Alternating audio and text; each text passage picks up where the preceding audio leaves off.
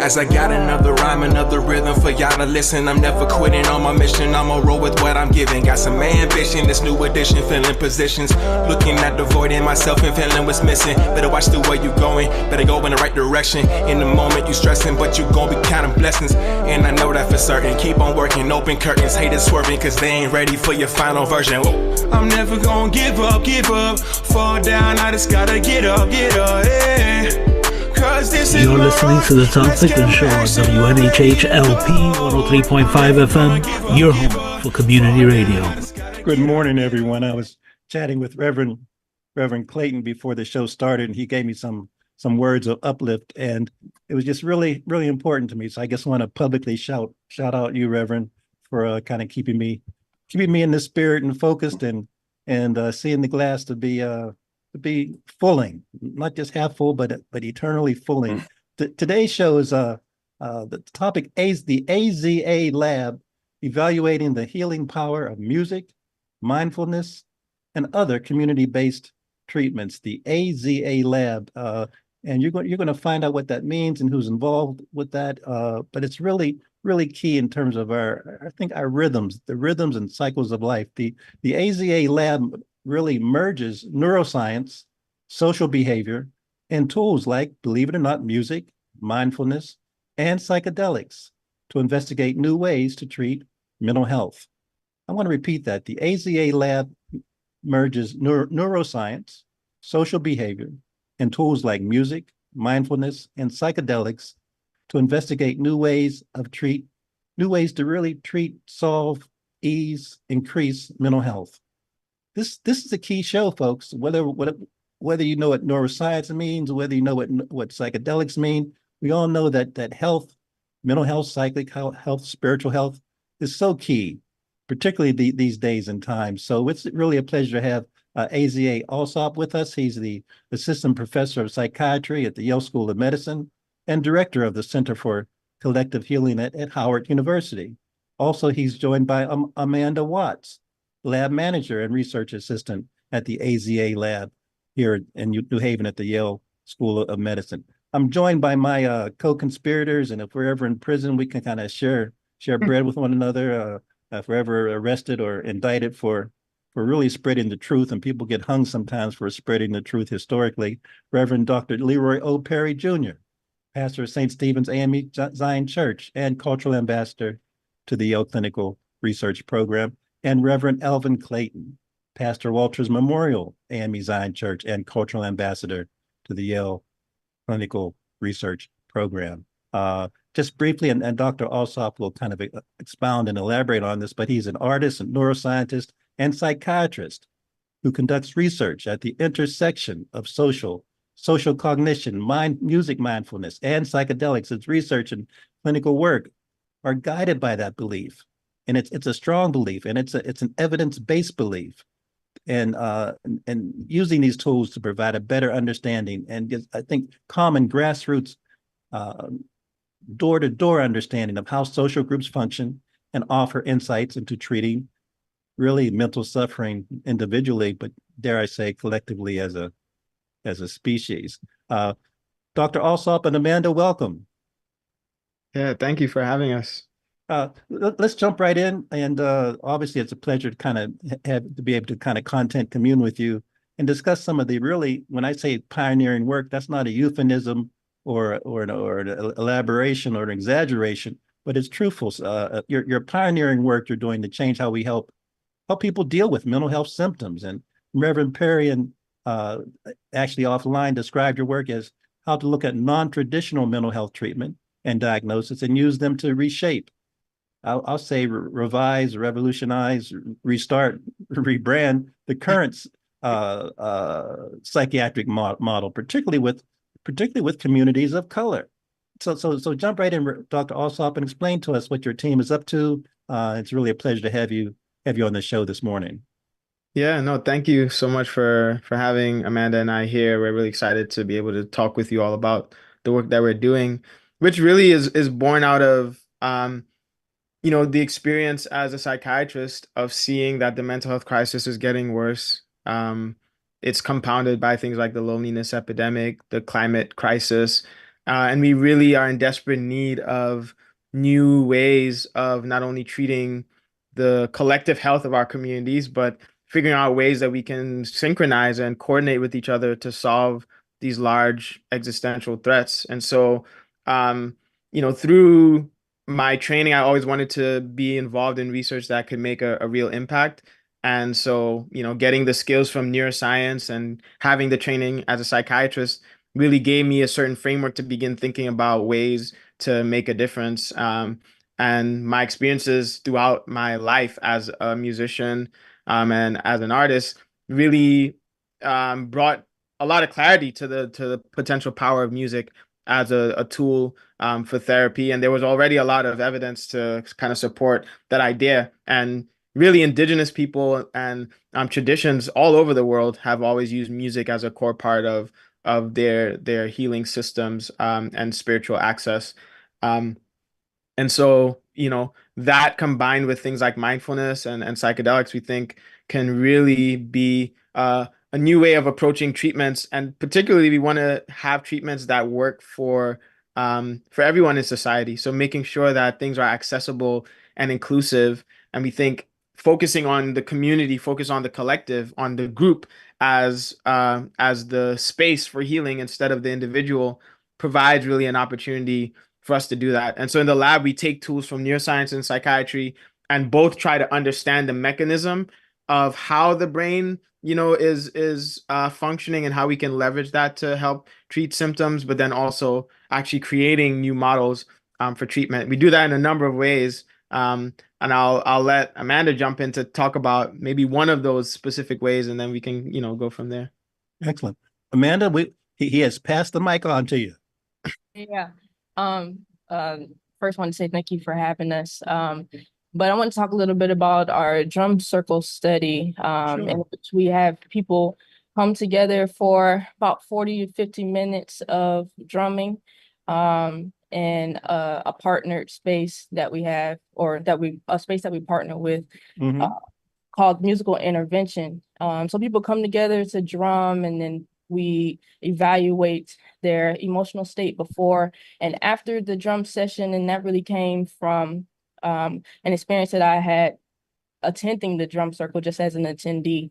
It was my first drum circle that I've ever been to.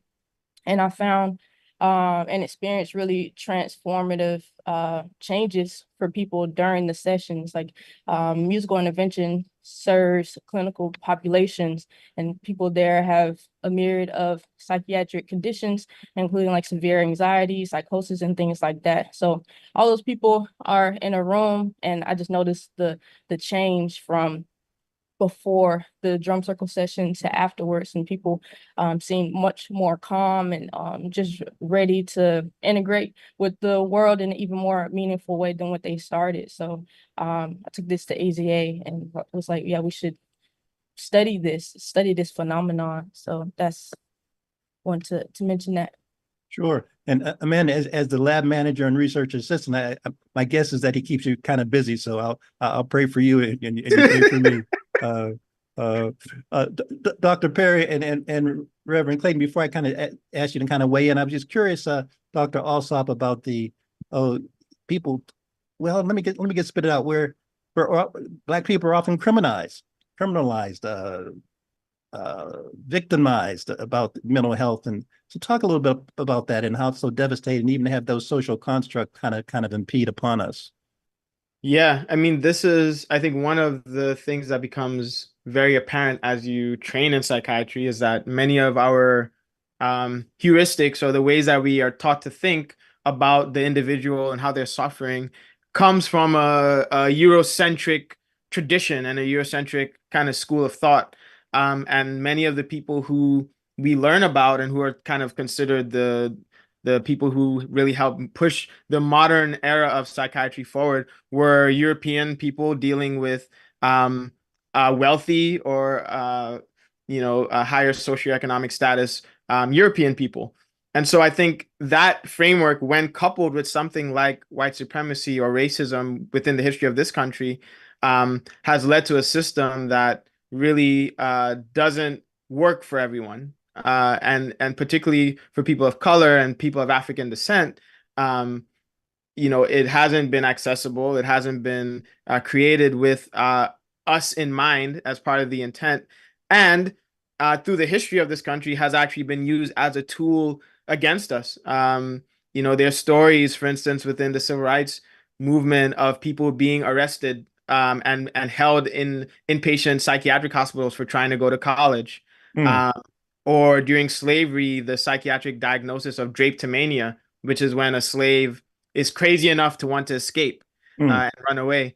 And so, these are just two small examples, but they are examples within a much larger context of this being a kind of systemic way in which, that has been held against us. And then I think, today when we look at the prison industrial complex and how that has evolved, it's not a coincidence that we have a high proportion of mental health diagnoses or undiagnosed mental health mm. challenges within the prison industrial complex. And prison and homelessness have become sort of two of the primary ways as a society that we deal with individuals that have mental health challenges. And so I think that shines a light on where a lot of the disparities and the gaps are and opportunities to really evolve the system. There's so many questions I want to ask, and I don't want to hog the show. And Reverend Perry and Reverend Clayton, just before I ask you to kind of jump in, and we'll mention this at the end of the show. But if the folks, my hubris kind of tells me that sometimes people don't listen to all the show. I mean, I want to think they listen to all 55 minutes, but sometimes they come and go. So we're going to mention at the end. But how can people get involved if just in terms of the teasers that you mentioned already? If people want to kind of get involved with the lab, get involved with your clinical research, what's the best way to kind of the contact you and to rub shoulders? Yeah, they can reach us by email at musicmindfulnessstudy at gmail.com, musicmindfulnessstudy@gmail.com, and on Instagram at the AZA Lab, TheAZALab. And also, if you're interested in participating in the drum circle, you can fill out an interest form at tinyurl.com/drum circle 2024. Excellent. Reverend Perry, Reverend Clayton, jump in. There's just so much on my mind, and I'm sure there's a lot on your mind as well. What kind of is bubbling up for you guys? I think that AZA has you know brought to all of us something that is so significant in our day and time. I'm trying to formulate this in the right context.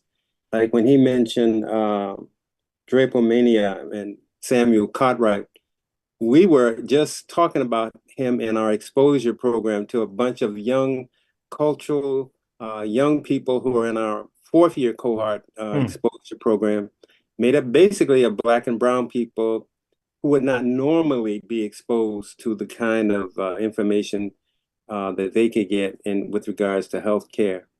But in another sense, when I look at this brother, I'm looking at a man who's MD, PhD from Harvard, and I'm looking at people who are saying, what are these people doing? Where do they get their credentials from? Because we are always challenged. But, as a theologian, just not 30, 40 years ago, Dr. James Cone started talking about Black theology, and people were saying, what are you talking about? How can God be Black? And how can theology be interpreted by Black people in such a way?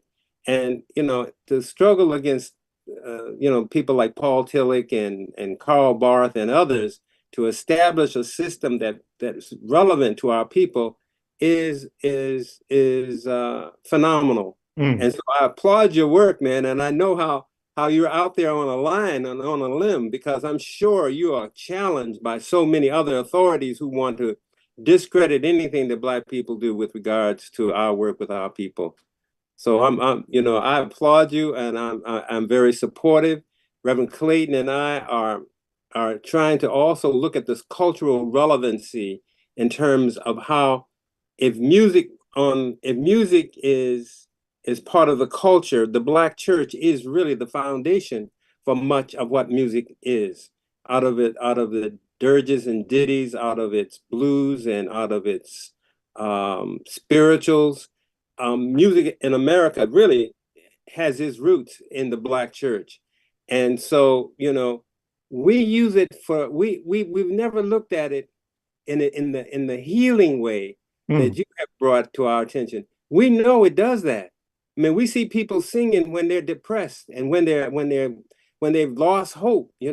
My hope is built on nothing less. Nothing less. Yeah. This is part of who we are, and it has sustained us. But no one has really documented, this or looked at it in depth for its medicinal purposes. We've looked at it in other ways, in spiritual, but I think that medicine, again, and religion are brother and sister. And we just got to find a way of making that link. And so doing, not only will we become wiser and smarter, but the whole health system can learn from this and become wiser and smarter. AZA, just before I come back to Reverend Clayton. He's on mute. Maybe he's tuning up his I think he might He be got tuning up his guitar behind him. He's not playing a single one. I think he's tuning up his guitar. Oh boy. Listen. I just have a thought that I maybe you can talk about a little bit, because people of color looked at differently when they have these issues. And one example is like the Olympics will be coming up in a week or so, and Simone Biles, last Olympics, she backed out because of mental illness. But if I'm just wondering if the backlash that she received for backing out because of the pressure, if it would have been a white sister, if it would have been the same. And listening to you, it seems like there is a difference. We're treated differently. Do you think I'm on the right track, or am I going too far with it? Well, I think we are treated differently. I think there's evidence for that. You can, there have been studies, for instance, showing that you can have present profiles of people with the same symptoms, but one is Black and one is white, and people will give them different diagnoses. We know that, for instance, men of African descent are given higher diagnoses of schizoaffective disorder compared to people of European descent with similar symptoms. And that can be seen in a few different contexts within psychiatry. And we see these disparities within healthcare across different fields. But we can kind of, even in this context, limit it to mental health. Another kind of example of this is tolerance of pain. It's often thought that people of African descent have a higher pain tolerance, and so they won't get adequate pain medication even when they have conditions like sickle cell anemia crisis. And so this idea of the strong Black person, or this super resilient kind of trauma resistant identity that we've adopted, and in some cases has been a part of our ability to survive, is having that identity. I think over generations, we now have to think about, like, that trauma didn't go anywhere. And the fact that we are resilient as a people, and we have these intuitive communal ways of having moved through this collectively, much of which, as we already mentioned, comes from a spiritual lens and the role of the Black church in the community as part of that intuitive healing that we leverage to move through things like slavery and the Middle Passage. I think we now have to think intergenerationally, what has that trauma done? How does that show up, not only in the ways that we're treated differently, but in sort of the identities that we've adopted for ourselves, which make it such that we sometimes feel like we can't show that vulnerability, or we can't show the fact that we are being affected by these traumas that, again, are not just showing up in our lives, but that we've inherited from our ancestors, moving through the experiences that they did in this hemisphere. I have one question. Do you think that intergenerational, quote, curses are part of a systemic form of racism in this country, which has put us in this position where we are in this box and it's hard for us to get out because they keep changing the rules and locking the box down and then defining us. And because they are those who have the power and the means to do that, that this locks us into this quote generational curse. But the curse is not the generation. The curse is the society that has perpetuated this drama or stigma. Mm-hmm. I think one of the most kind of insidious aspects of colonialism is that over time, colonized accepts and perpetuates the identity that was given to him or her. And so, like, I think in this country, we have in some ways taken on what was projected onto us. Mm. And that is one way in which the cycle is able to be perpetuated, because now it doesn't only have to come from an external force, but internally we'll do it to ourselves, both at the micro level of like our own individual beliefs, but then at the collective level in the way that we treat each other and devalue each other. And so I do think that there is this impact of the society that we've had to move through. And over time, we now are, and in some cases have adopted many of those same concepts and identities that keep us trapped. And so I think even with the society being what it is, if we can internally free ourselves of some of these constraints, it allows us the space to be creative in defining our solutions in a way that sometimes it seems challenging for us to do when we're still under these certain ideologies that are inherently devaluing and constraining. Fascinating. That's like Wretched of the Earth by Fanon or Oh, that's a beautiful, Black- beautiful book. Beautiful book. And Yeah. Dr. Alsop, so if I hear you correctly, and I'm really glad that Reverend Perry lifted up James Cone in terms of liberation. So correct me if I'm wrong, but not to be mundane, but you and Amanda are trying to flip the script, correct, write new scripts. So talk to us about the therapeutic interventions or the steps that you're making to kind of free our minds. I mean, you can think of Gil Scott Heron and others, but what are some of the techniques or therapeutics, and also weave in terms of the science? I think, and Reverend Perry alluded to this, but in terms of neuroscience, how again our brain can be reprogrammed if we use the calming techniques. And then lastly, are there better types of music than others? That's the hard question. But again, you're in a research lab, so just kind of riff a little bit. And this is your show, so talk about the challenges, how we can help, and what you want people to know about navigating this being in the Western Hemisphere. Yeah, I think on one hand, we're not saying that there's completely nothing good about the system that we've inherited in psychiatry, right? There are spaces in which, the medications that we have really do help save people's lives, and there are some things that we do well that can make a difference. But I think the field in some ways have really just shifted too far and lost a certain balance.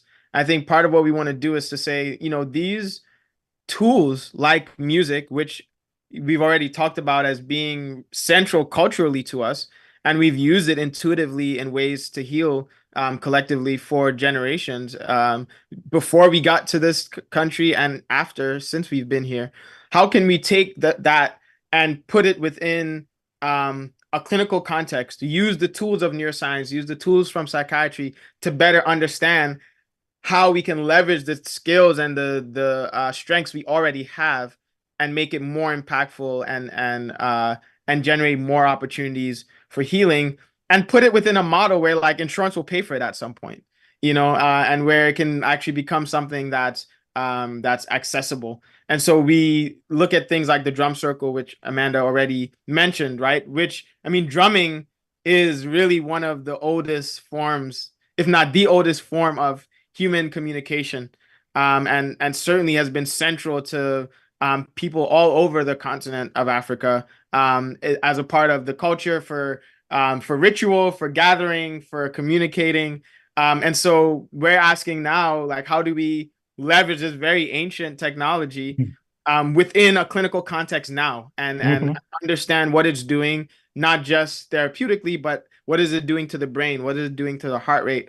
How can we leverage that within this group-based setting, to have therapeutic impact? We also have the live music mindfulness study, which we just completed at Bloom, and I'll let Amanda talk a little bit more about that. But again, combining tools like music with another very available tool, mindfulness, right, which is a lot cheaper than your antipsychotic or your anti-anxiety medication, but is a skill that requires practice and requires some teaching, and we're trying to combine those things. I'll let Amanda talk more about that. Well, Amanda, I guess before I come to you, just Doctor, also just kind of, we mentioned the word psychedelics earlier on, and people are going to be bombarded with these words, be it peyote or mescaline or psilocybin or DMT, et cetera, et cetera. So talk about psychedelics in general in a few minutes, and then Amanda, absolutely, please elaborate on your involvement. But psychedelics, well, what's up with that? Yeah, so psychedelics, kind of in the strictest sense, are compounds that act on one of the serotonin receptors in the brain and body, and have been used by indigenous communities across the globe for ceremony, for cultural events, for spiritual, emotional, psychological healing, and became sort of known in the Western Hemisphere and in this country in the 1940s, really. And at that time, there was a lot of interest in its potential as a therapeutic. There were also lots of interest in its use in other ways, like mind control. The CIA was interested in that, and things like that. And due to sort of a number of really, poorly controlled studies and a bunch of unethical practices, these compounds became highly scheduled compounds and illegal for use. These are compounds like, again, psilocybin, DMT, peyote, mescaline. And many people now talk about MDMA in that category, although MDMA is not a psychedelic in terms of its pharmacological action. It's more of an empathogen. And so now in the last, decade or so, there's been a lot of energy brought back into thinking about how compounds like psilocybin, MDMA, LSD, DMT could be used in a therapeutic context, with sort of the two main ones within the clinical framework being psilocybin for things like anxiety and depression, and MDMA for PTSD. And we're now in the phase where there have been a number of clinical trials, and the FDA is in the decision-making process about how MDMA will be used for PTSD, and then soon how psilocybin might be used for treatment-resistant depression and anxiety. I think there's a lot of evidence for these compounds being very powerful ways to help people navigate trauma, help people to make behavioral changes that can make a huge difference for the types of conditions that we see in psychiatry. And they also have risk. People are in a very vulnerable state. And there are lots of ways that things can be challenging within the psychedelic dosing session. So, a lot of what we want to do is better understand the mechanism of how it impacts social behavior and the ways in which people can connect to each other, and then ask, how can we come up with group-based protocols that are inclusive and accessible, and embedded within a framework that allow people to kind of navigate challenges around trauma, around mood, and be able to have long-lasting treatment effects. So I hear you saying stay tuned. We may have to come back to you for another show. Amanda, jump right in. Amanda, I guess before you go, Dr. Perry, I think you'll be interested to know that one of the early LSD studies at Harvard, when Leary was up there, it was in the basement of a church, and Howard Thurman did a sermon while the folks were in the basement experiencing the effects of this infusion. Howard Thurman was upstairs doing a sermon. I'll send you the link. And not to confuse our audience, but I guess I had to throw in that little historical tidbit. Amanda, please share with us. Yeah, I just wanted to elaborate on the music mindfulness study that AZA mentioned a few minutes ago. We were really interested in investigating the effect that music-backed guided meditation has on decreasing people's anxiety and increasing people's sense of connectedness that they feel with one another. So we have people come in for about 2 hours and listen to guided meditation, two different types of guided meditation, one that's music-backed and one that's not music-backed. And the music that's actually backing it is music that's created by AZA and I, and we have a live musician come and improvise over that music. In the iteration of the study that we just wrapped up, we had a trumpeter and a cellist come, and then we had a bilingual narrator come to narrate the guided meditation. And that's one of the aspects of the study that we're really excited about, that it is bilingual. And we study the brain effects that the guided music meditation has on people. We use neuroimaging techniques, electrical neuroimaging techniques, and also physiological techniques and measuring heart rate and things like that. So that's the substance of that study. Like I said, we just wrapped up our last iteration, and we're hoping to use what we learned in that iteration to continue to refine our protocol. And in the future, we like to combine our interests in music meditation and psychedelics, and see how music meditation can further assist with psychedelic assisted therapies. And Amanda, again, how can folks reach out to you, rub shoulders, explore their connections, their availability, spread the word, beat the drum, so to speak? Yeah, for sure. You can reach us by email at musicmindfulnessstudy@gmail.com, and on Instagram at the AZA Lab, THEAZA LAB. Good. Reverend Clayton, Reverend Perry, any thoughts? Well, I have a number of thoughts. Amanda, can they do this through Zoom from anywhere, or do they have to be in New Haven? Oh yeah, thank you for highlighting that. Yes, we have different components. We have an in-person component, and we also have a virtual component. So people can participate, anywhere in the U.S. currently. All right, and the other thing that I think is significant is, like, as cultural ambassadors, we were privileged to go to Eli Lilly, and when we went there, they had their first lab, and we're looking at the lab and how they made the first pills. And we were looking at ginseng and gola and all of these health food drugs that you find in health food stores, been there for hundreds of years, it looks like. And indigenous people would use peyote, or they would use what they would find in the fields. And then the pharmaceutical companies would take them, manufacture them, like they had come up with the idea of this as a medicine. But for Black folk, we've always started, with our own medicines first, and then we relied on others. Now, we were talking to Dr. Crystal about ketamine, and it was only used for resistant to if the other drugs didn't work. So Black people were kind of left out of this. Not affordable, didn't have a psychiatrist, couldn't have, and so it just seems to me that this is a real capitalistic game we're playing with the lives of people when we're looking at treatment for mental illness. And it is not in our best favor or interest in what the drugs that they're producing. And like you said, the assumption that Black people can handle more pain than others, that is just ludicrous. That is just totally racist. I mean, they use that. I've been reading books on Blacks in medicines, and not only Harry Washington's work, but The Birthing of a Slave, and all these other books. And they talk about how the masters use this as a way of perpetuating that Black people don't get sick, so they can stay out there until they die, basically. They don't get sunstroke, so don't worry about them. Or if they're in the rice fields, we don't have to prepare them. And this, even now in medical schools, I'm told, even in this century, medical students, white medical students, have come through medical schools with the belief that Black people have this kind of super invincibility, and so we're treated differently.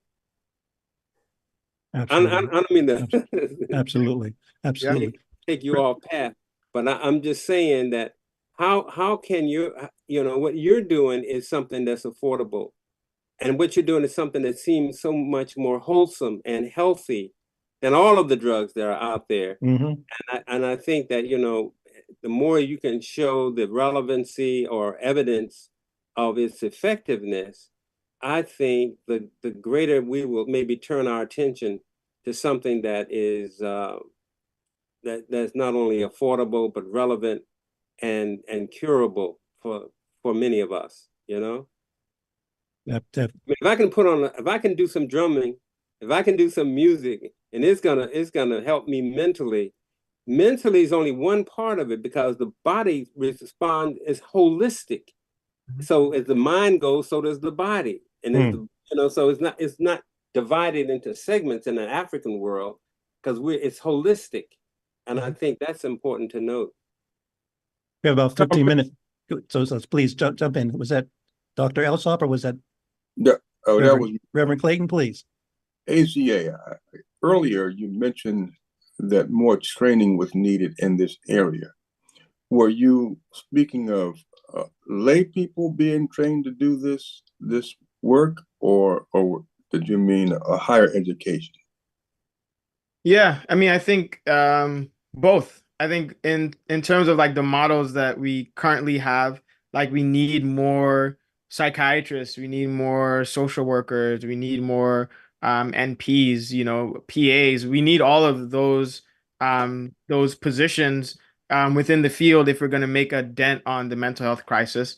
And I think we also need to have new opportunities for people in the community, people with lived experience to be able to integrate within these systems of care to help their fellow community members. So I think we need both sorts of increases in training. One of the things that we were thinking about going forward is how can we put you, Ayana Jordan, and some other colleagues on one show so that we could have more than just, we could have 5 of you maybe with this kind of discussion, and maybe even do it more than once, maybe in a town hall. I think that because we've got to get the impact not just for in the sense of the white world. The people we were trying to reach are not them. They already have their world and their assumptions and presuppositions. How can we, and I think if you can give us a list, maybe Tom and Reverend Clayton and I can do a show, and then we can all put the questions together and do a show that we can bring to the community more than once. I think that would be awesome. Yeah, Dr. Ayana Jordan is a great mentor and friend to me. I would be happy to be on any show with her. And there are definitely also a few other people I could think about that would be, would be great to kind of have a collective conversation. Dr. Daniel Hairston, Dr. Kafui Jiraza. Yeah, there are a few. So AZA, I hear you saying that you've accepted the volunteer role of being chief recruiter for the, because selfishly, Dr. Perry and I and others have talked about this crisis in so many ways for so long, and it would really be beyond a blessing if we could schedule a series of folks. I mean, share with us. You were involved, for example, for maybe 6 or 7. You weren't at every event, but Dr. Jordan had her mental health situation for the Child Study Center. She had maybe eight or 9 a series.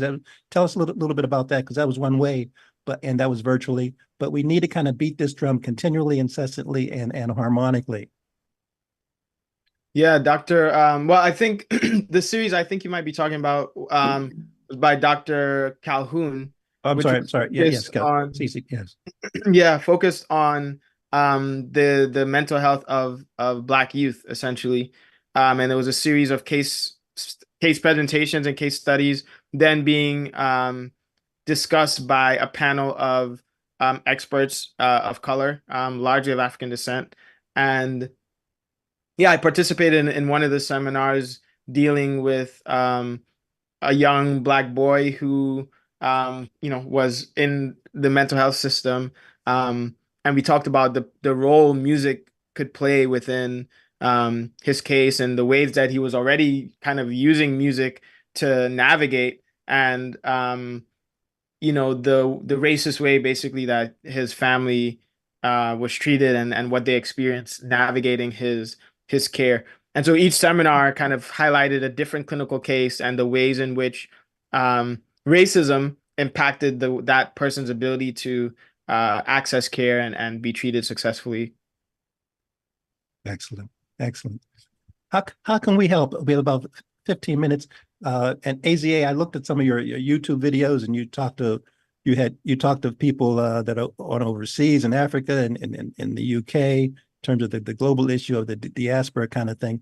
But how can we help? What do you need us to? How can we link arms with you more? And Reverend Perry has already alluded to in terms of the media standpoint. But what else can the community do? What we can do? This is your chance to make that plug. Yeah, I mean, for sure, I would say communicating with us about the things that you think are important, the types of things you think we should be looking into or helping you research. We have studies that are ongoing, so participating in those, and if there are barriers to you participating, letting us know what those are so we can start to think more creatively about how we can, again, decrease those barriers and make it more accessible. I know that Amanda, for one, myself as well, are very interested in the Black church itself as a healing mechanism.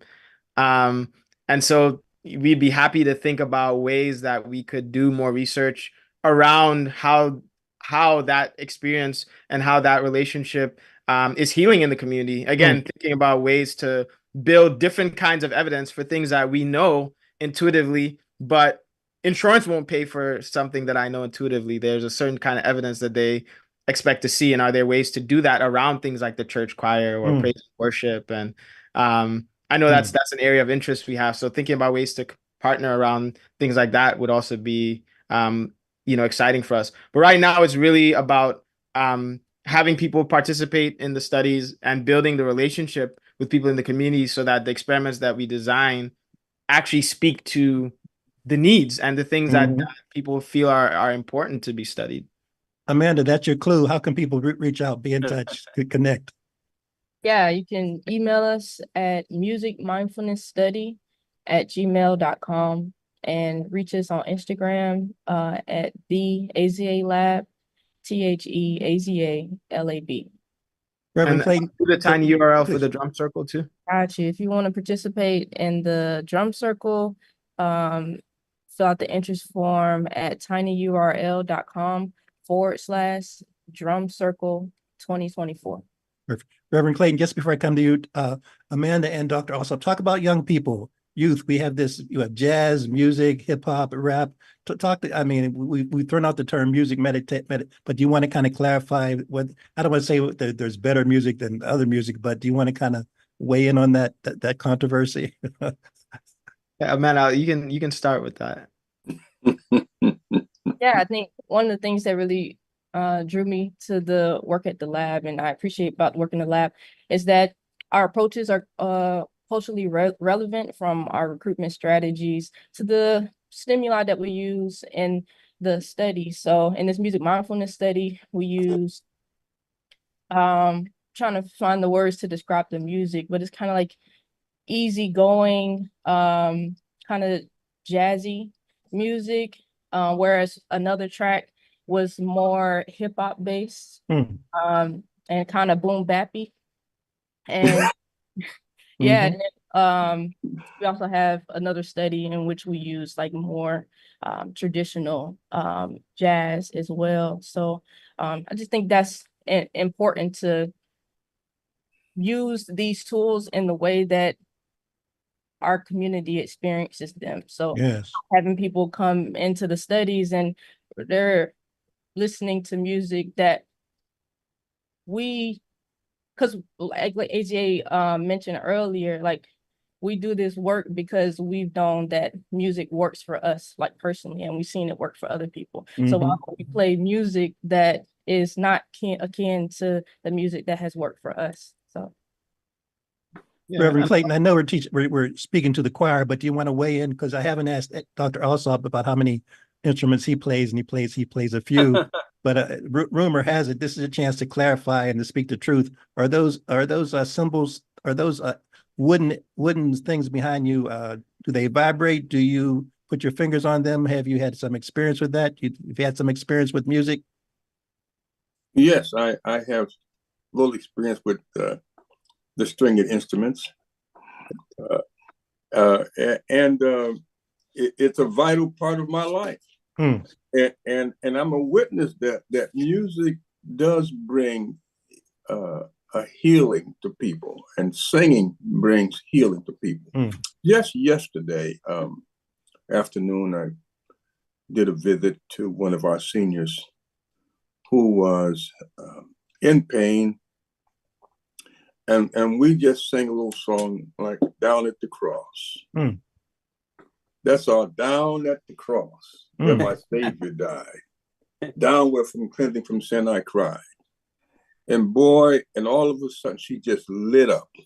When we got to the refrain, glory to his name, glory to his name. There to my heart with the blood of Christ. That sister, I'm telling you, man, she just lit up. And look, I don't know if the pain went away, but I know her spirit was renewed. So we know how this thing with music works. It is one of the most powerful tools that we have. And music also brings people together. People say, well, I don't like this type, I don't like that type. But when they hear the beat of the drum, when they hear the organ or the guitar, everybody can pat their feet. Everybody can kind of get into it to some degree. So it's a powerful tool. Excellent. And what you're doing with music, I would like to get a little closer to this project. Excellent. We have about 6 more minutes, everybody. So let's kind of, as the spirit moves, kind of jump in. Dr. Alsop and I'm sorry, Reverend Perry, please. I was just going to say that, in scriptures, when David would play for Saul's headaches, that was, who would ever thought that would be in the Bible, and that really what Reverend Clayton had just mentioned is the same thing. And I know even when we have people in hospice, we tell them sometimes to put on a religious station and just let it play, because it just brings about a kind of soothing and healing. It's like the drums. It just brings the repetition of this music. It is just so powerful. But the question that I had, well, I got so many questions, but anyway, the question that I had was, there also, there is, like, in the world of religion, there's good and evil. There's health and wellness, and then there's sickness and death. And so even in the music realm, it seems to me that some of the music has a more of a negative connotation than a positive connotation. And I think it's really, and we've lost a generation who has lost contact with the generation that I came from, for example. We learned to appreciate jazz, we learned to appreciate the spirituals and the blues. And then we got a generation that gotten into this protest movement, and it's important. It's important, I would say that. But at the same time, I don't really see the same positive outcomes. And I just wondered, you have any thoughts on that? Yeah, I mean, within the tradition, it said that Lucifer was like a chief musician, and so I think this idea that music can be used in ways that are harmful is very clear. And I think we've seen that happen within the Black community when we look at the origins of our music and how the music industry controlled what content became the content, and what content became popular, what content was stifled, what images are given airtime, what messaging is popular, right? I think there's intention there, there's intention there. And so just as we can study music to heal and to think about ways that we find liberation, music can also be used to set, negative energies, negative thought patterns, negative vibrations that can make it more challenging for us to build and to find that collective liberation. So I completely agree with the idea that music can and is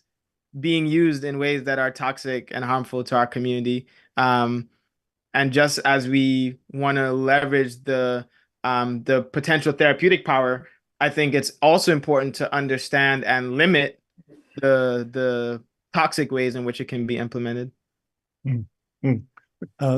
We have 3 more minutes, everyone. And AZA, I neglect. I feel remorseful that I haven't had a chance to ask you about your Howard Bison kind of connection. And then before coming to Yale, you were also down in North Carolina, and Reverend Perry's mentioned Harvard.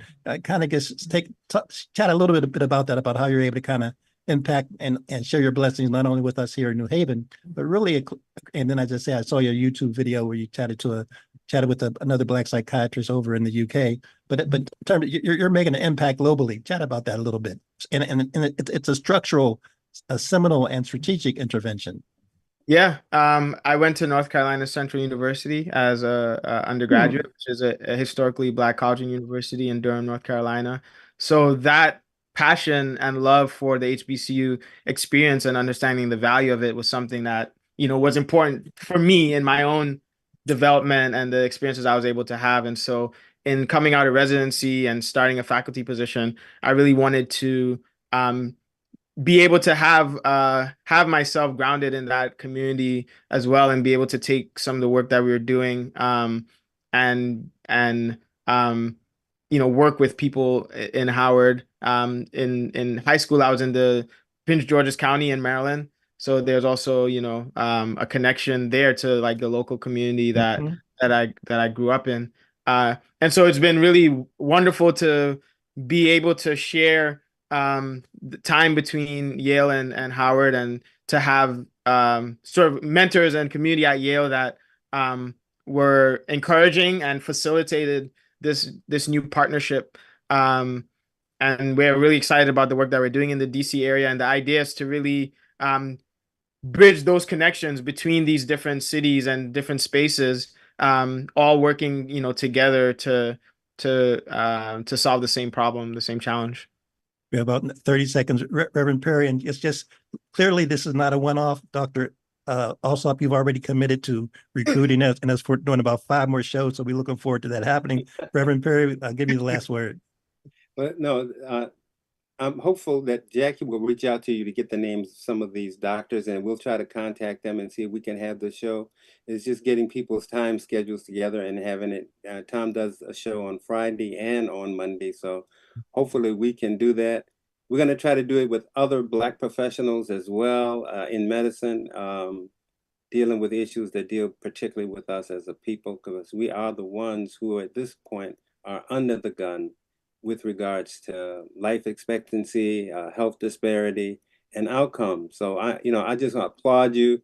I went to Livingstone in North Carolina, and my daughter went to Fisk. So Okay. And I went to Atlanta University for a master's and to Yale. So I'm kind of hanging in there, trying to figure this thing out and try to get it to the right people. Get the information, the spook who said by the door, and give it to give it to the community as we need it. Excellent. Thank you, everybody. Thank you for the communion. This is not a one-off. We're planting a seed. It's not going to be a baby branch, but a sequoia. So, Harry, take it away.